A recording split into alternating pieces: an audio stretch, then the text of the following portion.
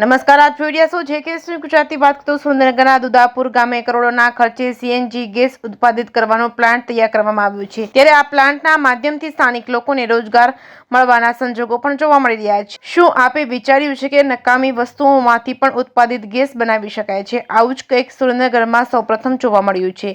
ગુજરાત રાજ્યમાં ભારત દેશનો સૌપ્રથમ ગોબરમાંથી સીએનજી ગેસ ઉત્પાદન કરવાના પ્લાન્ટનો પ્રારંભ સુરેન્દ્રનગર ખાતે કરવામાં આવ્યો હતો। દુદાપુર ગામે ગાંડા બાવળ અને ગાયોના ગોબરમાંથી સીએનજી ગેસ તૈયાર કરવાનો પ્લાન્ટ ટેકનોલોજીનો ઉપયોગ કરી તૈયાર કરવામાં આવ્યો છે। તે આજુબાજુના વિસ્તારના ગાંડા બાવળ તેમજ ખેતીના નકામા કચરાનો ઉપયોગ કરી શકાય છે, તેમજ તેનાથી સીએનજી ગેસનું ઉત્પાદન પણ થઈ શકે છે। તેને ધ્યાને રાખી ₹125 કરોડના ખર્ચે આ પ્લાન્ટ તૈયાર કરવામાં આવ્યો છે। ત્યારે આ પ્લાન્ટના માધ્યમથી આજુબાજુના ગામના માલધારીઓને રોજગાર મળે તેવા પ્રયાસો હાથ ધરવામાં આવી રહ્યા છે। જય કેસરી ગુજરાતી સાથે મહેશ ઉતેરિયા, સુરેન્દ્રનગર।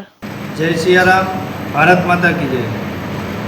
અમે આજે camp process system private limited દ્વારા ભારતનો સૌપ્રથમ પ્લાન્ટ એટલે કે બાયો સીએનજી નેપિયર ગ્રાસમાંથી સૌપ્રથમ ભારતનો બાયોગેસ પ્લાન્ટ અમે ચાલુ આજે કર્યો છે।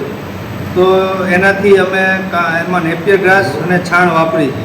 છાણ વાપરવાથી આજુબાજુના ગામના માલધારી સમાજ અને ગૌશાળા જ્યાંથી અમે છાણ લઈએ છીએ એને પ્રોત્સાહિત માટેનો આ અમારું આયોજન છે।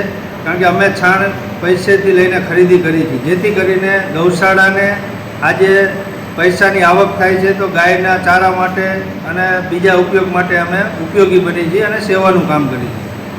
આ ગુજરાત ભારતનો સૌપ્રથમ પ્લાન્ટ છે બાયો સીએનજી પ્લાન્ટ। આ અમે આજેથી ચાલુ કરી દીધો છે। તો હું એક ગુજરાતના બધા બિઝનેસમેન વેપારી લોકોને જાણ કરવા માગું છું કે આ પ્રોજેક્ટ તમારે પણ કરવો જોઈએ। એનું કારણ એક જ છે કે બાયો સીએનજી પ્લાન્ટ છે એ બાયો સીએનજી એ આપણું આઈનું છે અને સીએનજી આજે 100% આપણે બહારથી ઇમ્પોર્ટ કરી છે, જે આપણે ગુજરાતમાં કે ભારતમાં પ્લાન્ટ સ્થાપિત કરીને આપણે ઇમ્પોર્ટ બચાવવું જોઈએ।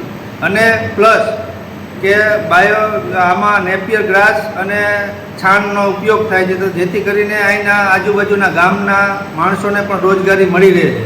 તો જેથી કરીને બધાએ આ પ્રોજેક્ટની નોંધ લેવી જોઈએ અને આગળ વધવું જોઈએ।